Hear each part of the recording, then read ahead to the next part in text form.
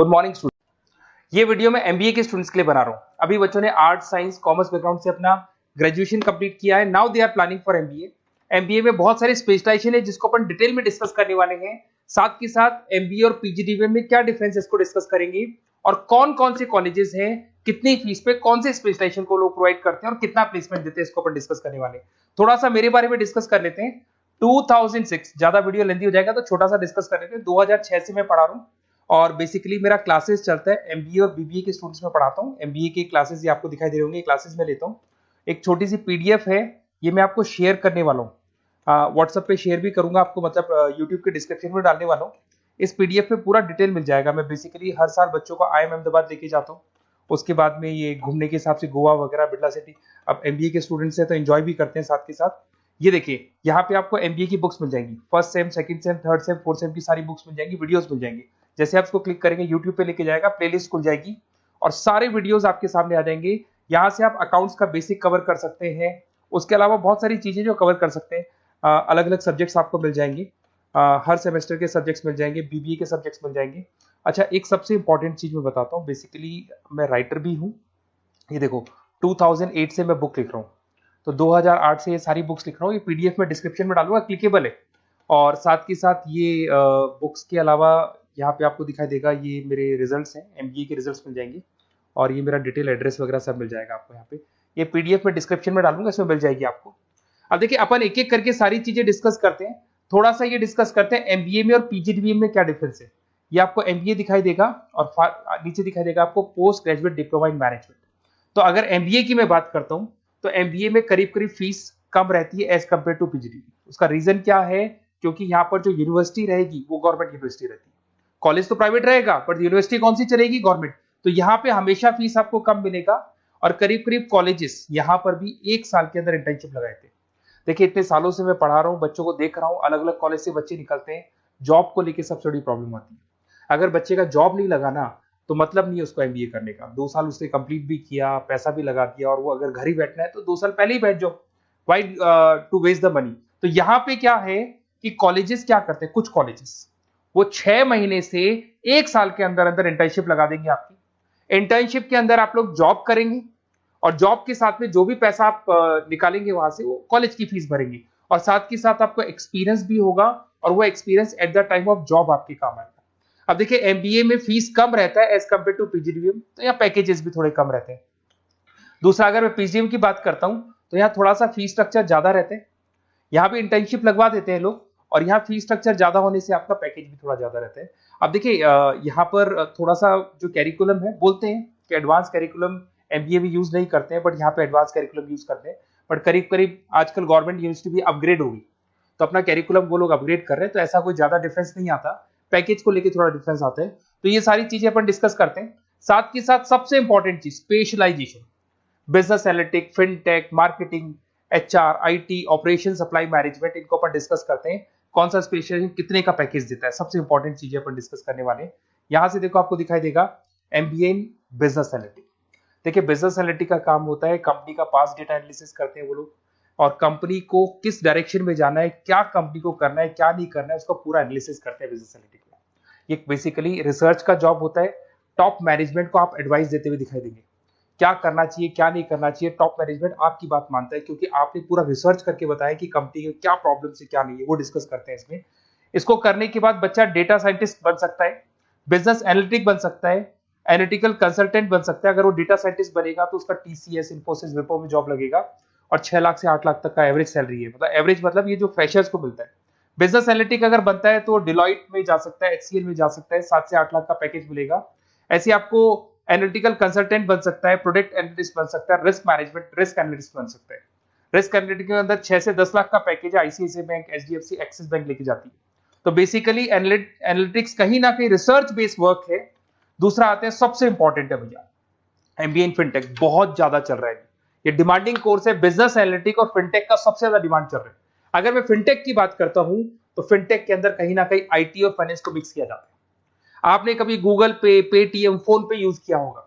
आप किसी को जब पैसा पे करते हो तो आपके अकाउंट से पैसा कट जाता है, सामने के अकाउंट में आ जाता है वो पैसा।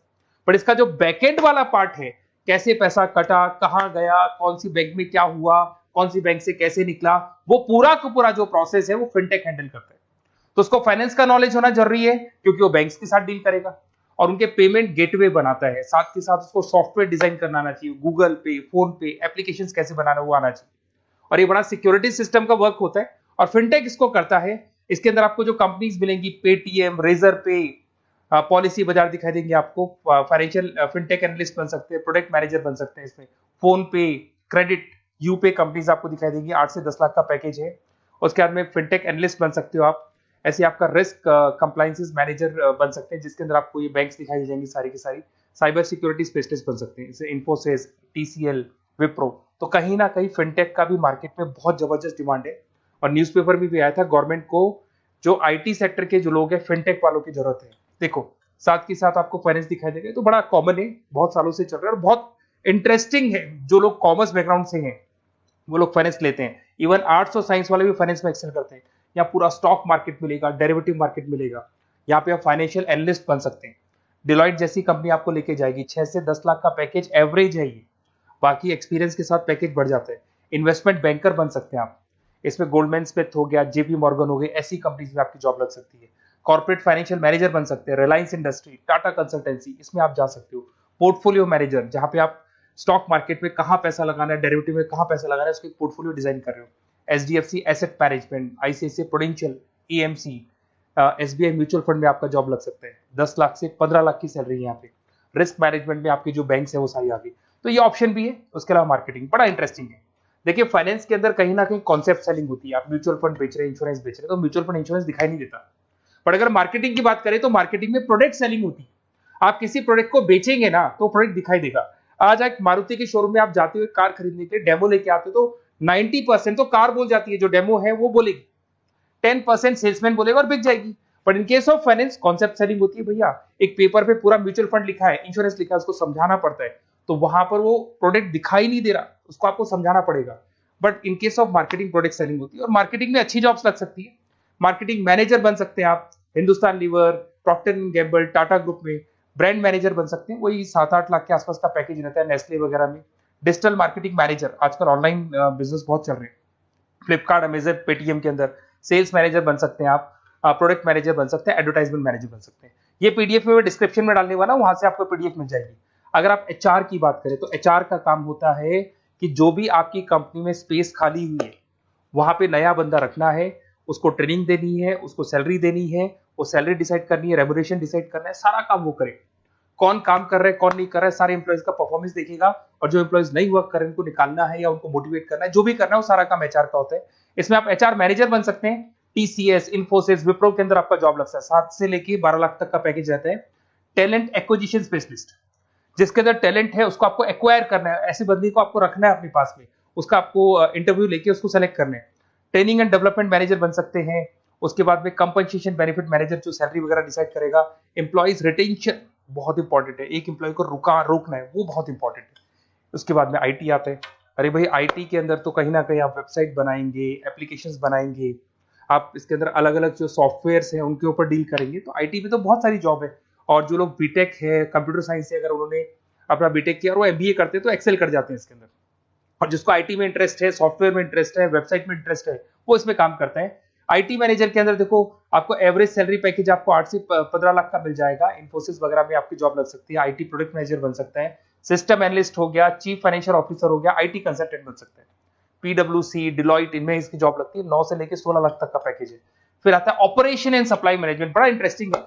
ऑपरेशन एंड सप्लाई मैनेजमेंट में होता है रॉ मटेरियल लाना, खरीदना, उसको फिनिश गुड्स बनाने तक, और बनाने के बाद में उसको कस्टमर तक, वैसे होलसेलर, रिटेलर, कस्टमर तक पहुंचाने तक का काम ऑपरेशन में आता है। तो ऑपरेशन मैनेजमेंट वाला बंदा प्रोडक्ट को खरीदेगा, रॉ मटेरियल खरीदेगा, मैन्युफैक्चर करेगा, कस्टमर तक पहुंचाएगा, वो सारा काम किस में आएगा? ऑपरेशन सप्लाई मैनेजमेंट में आएगा। इसमें आप ऑपरेशन मैनेजर बन सकते हैं। टाटा मोटर्स, रिलायंस, महिंद्रा, इनमें आपका पैकेज लग सकता है 8 से 10 लाख के आसपास। सप्लाई चेन मैनेजर, माल को एक जगह से दूसरी जगह सप्लाई करना, Flipkart, Amazon. Logistic manager, blue dart, यहाँ आपका जॉब लग सकता है। क्वालिटी एश्योरेंस, जब आप प्रोडक्ट को बनाते हैं उसकी क्वालिटी चेक करते हैं। टाटा स्टील, गोदरेज, यहाँ पे जॉब लग सकता है। इन्वेंट्री कंट्रोल मैनेजर्स, यहाँ पे आपका जॉब लग सकता है, जिसमें आप इन्वेंट्री को कंट्रोल करते हैं, स्टॉक कितना रखे, जितनी जरूरत है, ज्यादा और कम नहीं रखना चाहिए। तो ये सारी चीजें मिलेंगी आपको। अच्छा, उसके अलावा थोड़ा सा मैं डिस्कस कर लेता हूँ। ये सब तो हो गया। यहाँ से देखें आजकल एमबीए के साथ में एक और कॉन्सेप्ट आया है जिसको एमबीए प्लस प्लस बोलते हैं। ये सारी कंपनीज हैं जहाँ पे आपका जॉब लगेगा, that is Motilal Oswal, SBI, इन सब में जॉब लग सकते हैं। और आजकल एक और कॉन्सेप्ट है जिसको अपन बोलते हैं MBA plus plus. MBA plus plus के अंदर क्या है, बेसिकली वो पूरा का पूरा जो गेम है ना, वो फाइनेंस का गेम है, जिसको अपन फाइनेंशियल एनालिस्ट बोलते हैं। इसमें थोड़ा सा फीस में वेरिएशन आता है, अराउंड 40-50 हज़ार का वेरिएशन आता है। बट ये जो एमबीए का जो प्लस प्लस वाला प्रोग्राम है ना, ये बड़ा इंटरेस्टिंग प्रोग्राम है और आजकल मार्केट में चल भी रहा है।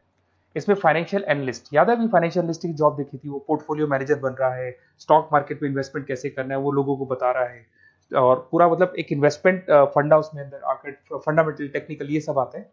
तो यहाँ पर क्या है, जॉब गारंटी भी 100% और फाइनेंशियल लिस्ट का प्रोग्राम भी अच्छा है। कुछ कॉलेजेस हैं जो अपने कैरिकुलम में इसको ऐड करके रखते हैं और इसकी जरूरत भी है। जो फाइनेंस लेगा उसके लिए अगर ये प्रोग्राम वो कर लेता है तो सेफ है, 100% सेफ है। इसके अंदर देखो आपको जॉब गारंटी वगैरह ये सब तो मिलेगा ही मिलेगा।